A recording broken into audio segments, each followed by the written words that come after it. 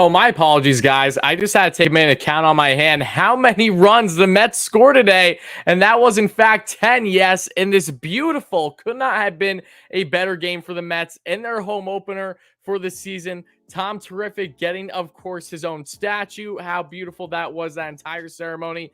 Jackie Robinson Day, the Mets put up a 10-piece on the Arizona Diamondbacks in this 10-3 victory. How's it going, everybody? Thank you all so much for chiming back on the channel for the latest post-game coverage here after this glorious win for the New York Mets. We'll be breaking down everything that transpired in this game. Of course, we already got all the highlights for you to watch there. So many highlights you couldn't even keep up. What a tremendous game for the Mets.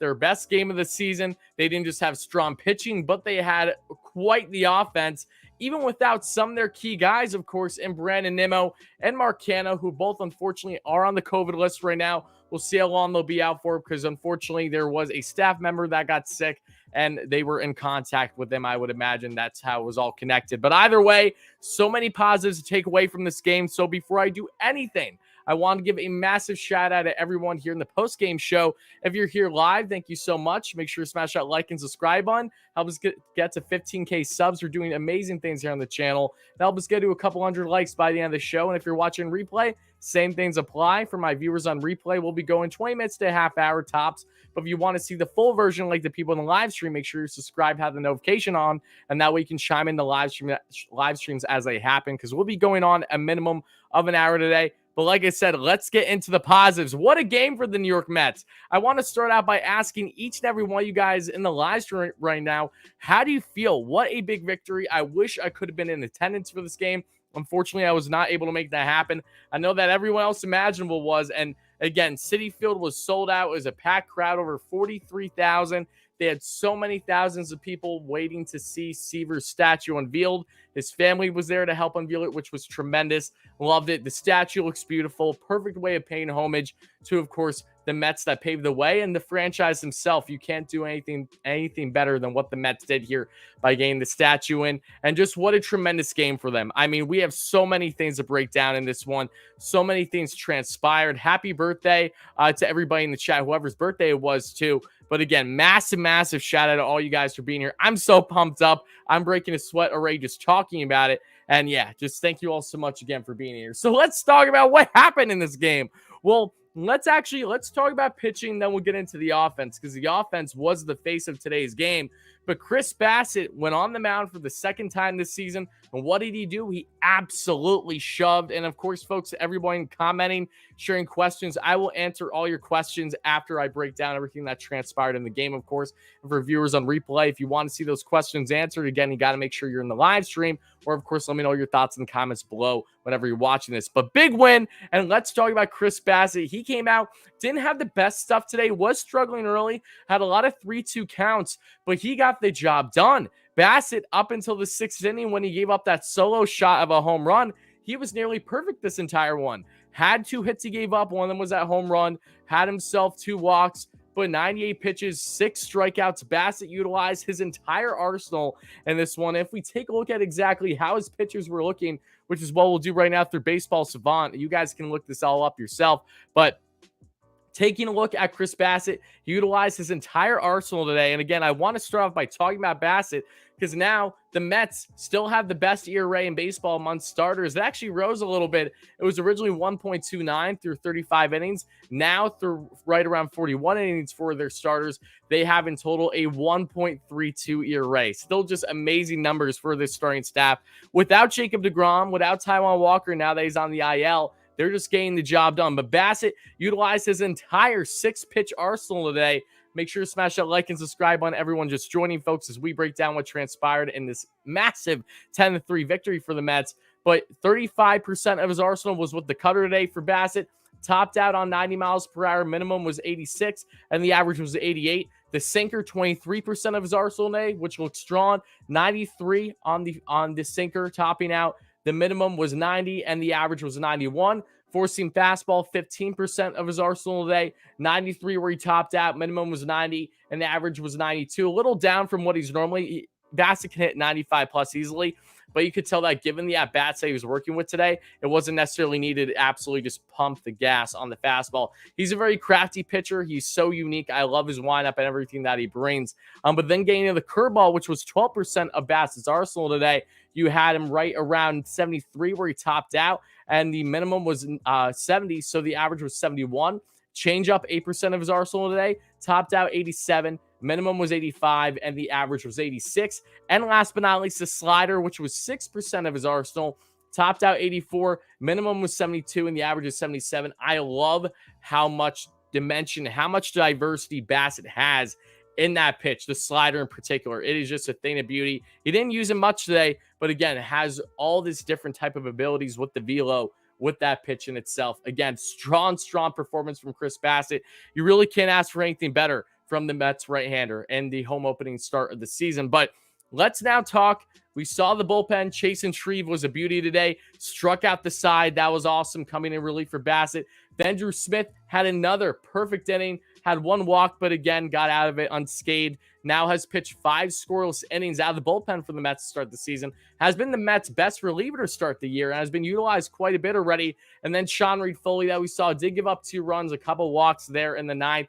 Fans were booing even after the Mets already were winning 10-1 because they just want the game to end. Didn't like what I saw from SRF. Was definitely struggling a bit. A fastball guy that wasn't usually utilized in the heater as much. But either way, Mets got out of that without a problem. They still win 10-3. So now let's break down this offense, guys. My goodness gracious, is good and awesome. Again, shout out all you guys in the live stream. I want to know how you're feeling. Continue to let me know your thoughts after this massive 10-3 victory for the Mets. But let's talk about the offense, all right? We got to talk about this offense.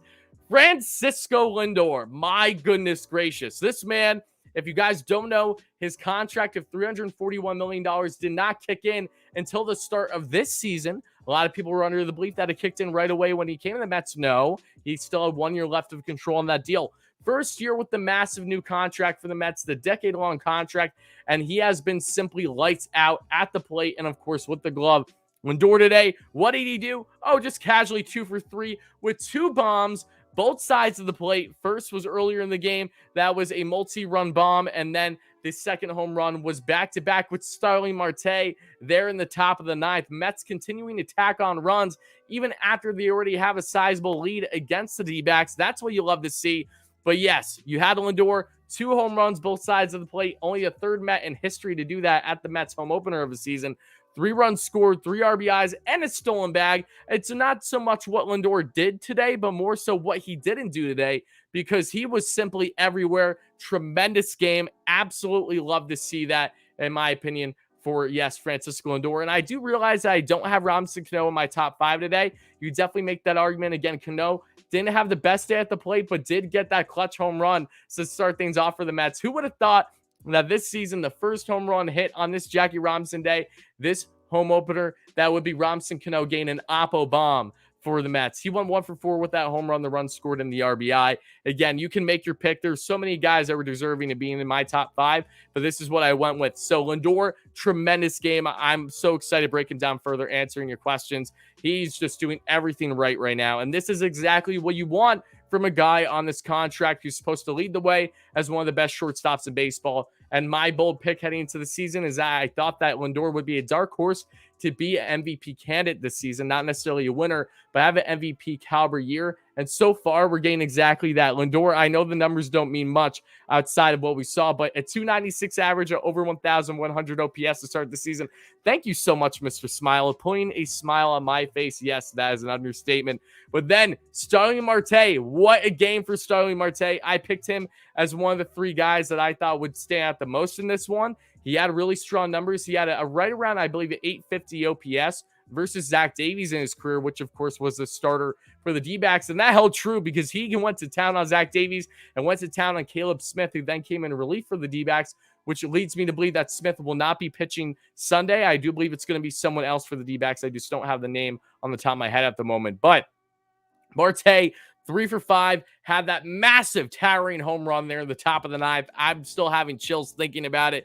got himself a 3-run score, the 3 RBIs, and a stolen bag. Marte stole second earlier, and there was an overthrow by the D-backs catcher, so he went first to third. That led to a run, thanks to Pete Alonso, who's one of Wardy's top 5 today, too. Alonso went 0 for 1, but did have 2 sack flies, so brought in those 2 RBIs, continues to lead the NL and RBIs with 12 now for Mr. Pete Alonso. You love to see that. Travis Jankowski coming in, kind of a last-minute type start for him.